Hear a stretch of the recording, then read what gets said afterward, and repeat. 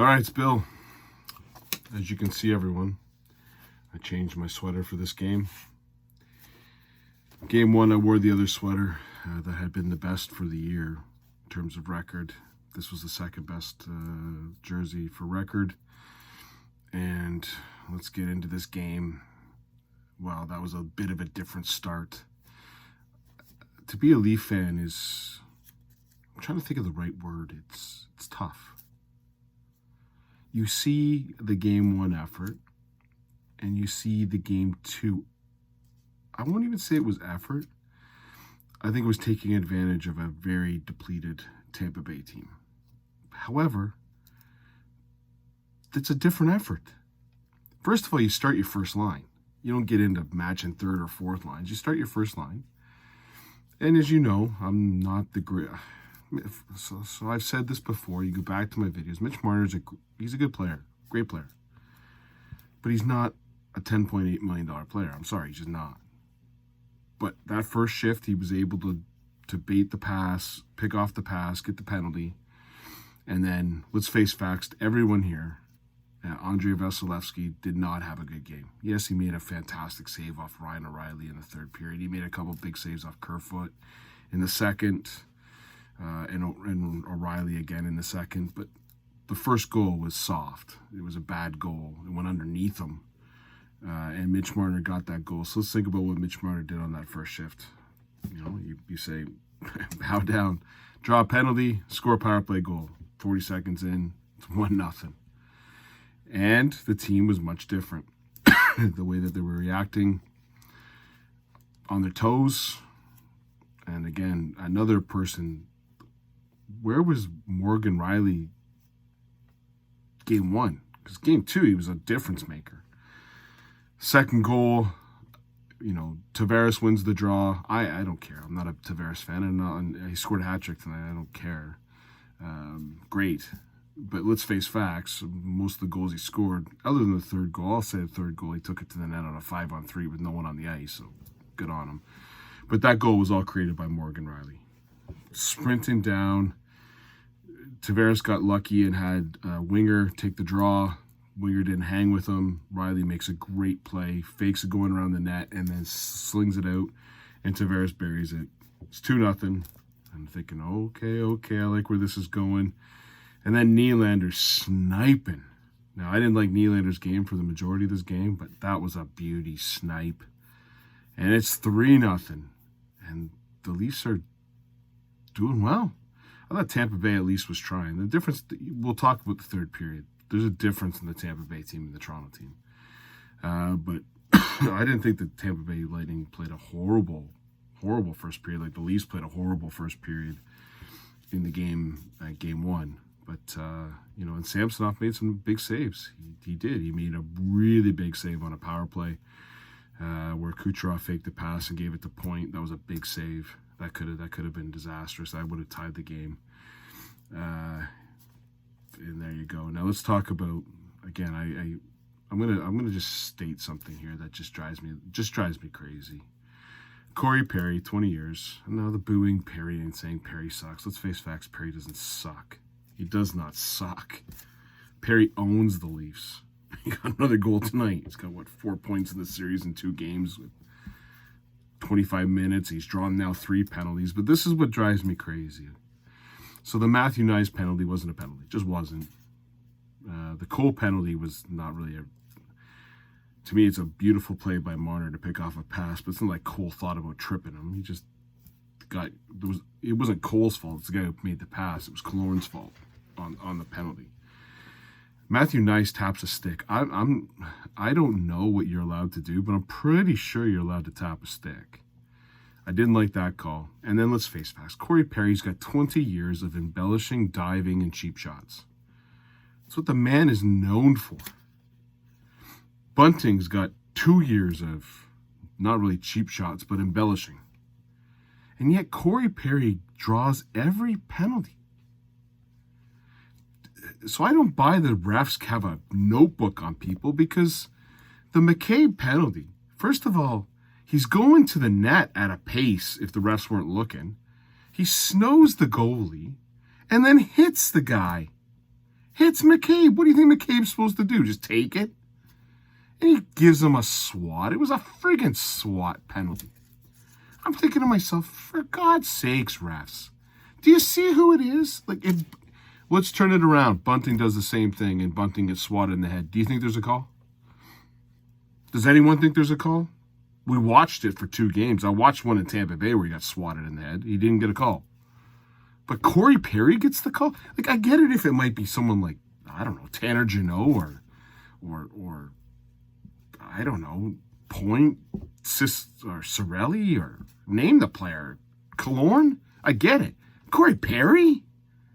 He gets the benefit of the doubt. Corey Perry, 20 years of diving and cheap shots. He gets the benefit of the call. Jesus Christ, refs, get your head in the game. So Jake McCabe gets a penalty. The Leafs kill it off. And then Nylander sniped for 3. So you're up 3-0 after the first period. Everything's going well. And I thought the Leafs were a little tentative at the beginning. I got to tell you, Justin Holl does not... A 7-2 game, and I'm going to tell you right now, Justin Holl had a horrible game. Never looked confident with the puck at any point. Turned it over like it was... Like him and Giordano were a mess. A mess on the ice. I couldn't... The only time I got nervous watching the game was when those 2 idiots went on the ice. Giordano's age is showing in the playoffs, and Holl just is not confident with the puck. I have no idea. There's no probably way 7-2 game they're going to pull Holl out of the lineup, but they should. Geez, that was bad. Anyways, Holl was a major player in the 3-1 goal. Turned it over. Riley turned it, and they gave it to O'Reilly in a bad spot. Couldn't get back. And then they just leave. Ian Cole scores a goal. Ian Cole. I thought 3-1. Ian Cole scores.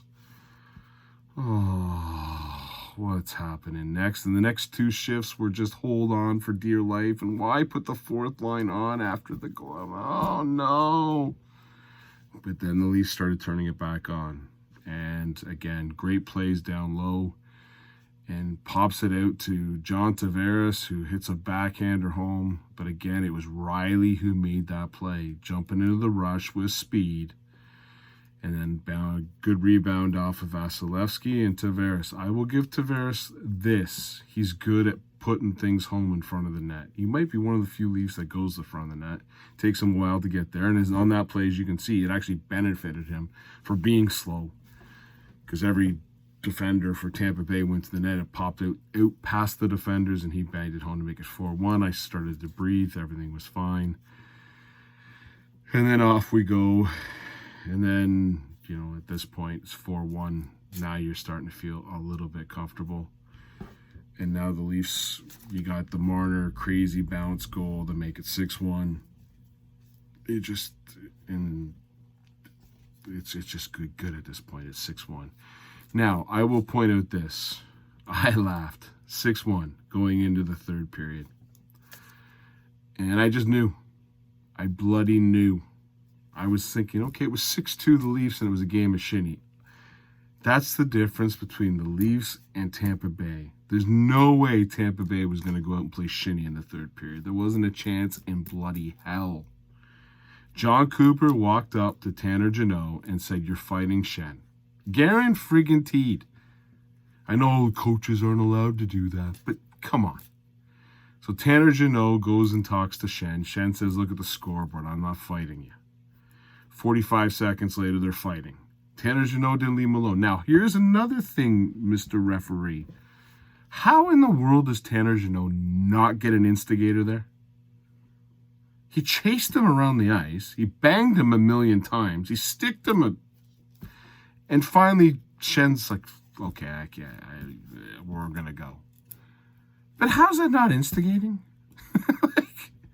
Tanner Jeannot they didn't talk about it. They didn't, the whole time, Tanner Jeannot never left Luke Schenn's side. Basically, Tanner Jeannot gave no choice to Luke Schenn to fight. And they fought. And then you had another spill into a corner. And, of course, Corey Perry, the 20 years of cheap shots and fat balloon, got into it as well. and cheap shots and cross checks. He got an extra penalty. And you knew this was going to happen. This is the difference. This is what the Leafs should have done at the end of game 1. This is what teams do. You're down. Get into it. Get physically involved and get yourself some momentum for the next game. Now, Justin Hall fighting Corey Perry. I'm pretty sure no one got hurt in that fight. Let's just say that. Okay, you're not firing big. It's not like. I'm pretty sure. One time I went over to my buddy's house and they were showing pillow fights on some. I couldn't believe what I was seeing. It was on pay-per-view pillow fights. People winding up with a pillow. That's Corey Perry fighting Justin Hall. They're just throwing pillows at each other, and no one's gonna get hurt in that one. At the end of the day, you go in the penalty box. Looks like the fans got involved into it. Of course, Fat Balloon can't stop talking. That's what he does. And then they kick Corey Perry out. I don't know. I guess they kicked Corey Perry out because they knew for the next 6 minutes when Corey Perry got back out, he was going to do the exact same crap that he was doing. And, of course, Fat Balloon went in, took a cheap shot on Nylander, got kicked out of the game. Yeah, fair enough. Like, what'd you expect these guys to do? That's what winners do. The Leafs need to do that. When you're down in a game 6-2, you do this stuff that they're doing. Now, again, I'm going to go to the refs. Kucherov. I guess Kucherov can do whatever the frig he pleases, I guess, because he's Kucherov. So if Kucherov can do it, I want someone like Matthews to do it. Knock the stick out of a goalie's hands. He did it twice right in front of the ref. The ref just looked. He just swatted, slashed, went to the net. And, of course, Kucherov, being the big tough guy, then finds the linesman after he does all that nonsense. That's what Kucherov does. Why can't Matthews do that? Like, gee, you saw it. Kucherov took 4 penalties on one play and didn't get called on one. And looks at the ref going, oh, I better find a linesman so I can get behind that linesman. That's what teams do. At the end of the day, the Leafs did play good, and then you got Tavares on the 5-on-3 getting his hat trick. It seemed like they couldn't find hats. They found the biggest hat. It might even fit my head. I got the biggest cranium in the world. There was one hat that some lady threw that looked like that might fit my head. At the end of the day, it's a 7-2 victory for the Leafs. Samsonov played well. I thought Riley and Shen were actually very good tonight. I thought, thank God, TJ Brody came back. McCabe were good. I thought Hull and Giordano were awful. If we take a look at the lines, I thought all of them played good. There were a couple of moments where I got nervous, especially once Tampa Bay scored that goal. I did not like the next 2 shifts, but they survived them. They got on to the next, and then once they got that 4th goal, everything was turning. So now we're 1-1. Real surprising. Who bets that we're going to come back on Game 5 2-2? And who bets that there won't be a Game 7 3-3? We know what the Leafs record is in Game 7. We know what Vasilevsky's record is in Game 7. I thought Vasilevsky was extra poor tonight. And let's face facts, it didn't hurt that they didn't have Hedman or Cernak. My guess is one of them is back for Game 3. Let's see how it goes Saturday. You can probably guess what shirt I'm going to be wearing on Saturday. Cheers.